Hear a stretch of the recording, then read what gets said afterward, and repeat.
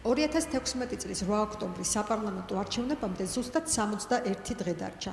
საქართველოს საარჩევნო ადმინისტრაციის მონაცემებით ამ დროისთვის 16 პოლიტიკური პარტიაა რეგისტრირებული, 35 რეგისტრაციის პროცესშია, 2-ს კი უარი ეთქვა.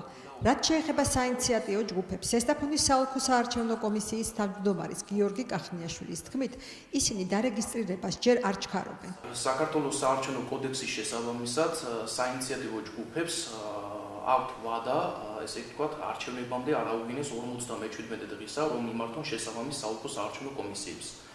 ამ დროისათვის ჯერ ზესტაფონის 51 საოლქო საარჩევნო კომისიისათვის არც ერთ საინიციატიო ჯგუფს განცხადება არ შემოუტანია და არ მოუმართავ ჩვენთვის და შესაბამისად ჯერჯერობით არც ერთი საინიციატიო ჯგუფი არ არის დარეგისტრირებული. 2016 წლის 8 ოქტომბრის საქართველოს პარლამენტის არჩევნებისათვის შეიქმნა მაჟორიტარული ოლქები, ჩვენთან არის 52 მაჟორიტარული ოლქი, ანუ ჩვენი ზესტაფონის ნომერ 51 საოლქო საარჩევნო კომისია არჩევნებს ატარებს 52 მაჟორიტარულ ოლქში, რომელიც განისაზღვრა ზესტაფონის ტერიტორიით გარდა 5 სოფლის. ეს 5 სოფლებია ფუთი, სანახშირე, ილემი, ძირულა და შოშა.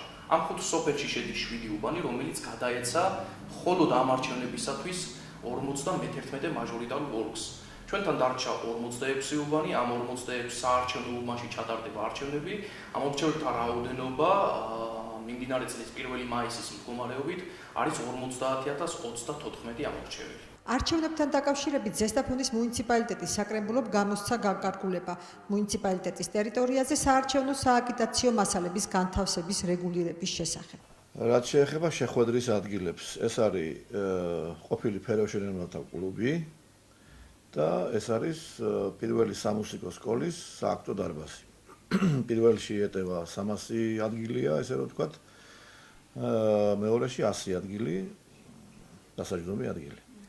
რაც შეეხება პლაკატების განთავსების ადგილებს, ამისთვის გამოყოფილია რკინიგზის პირა კედელი, რომელიც გასდევს მთელ ქალაქს ბოლომდე, პლუს განათების ბოძები და ამას დამატებული ის კერძო შენობები, რა თქმა უნდა, თუ მეპატრონე დათანხმდება მათზე პლაკატების განთავსებას.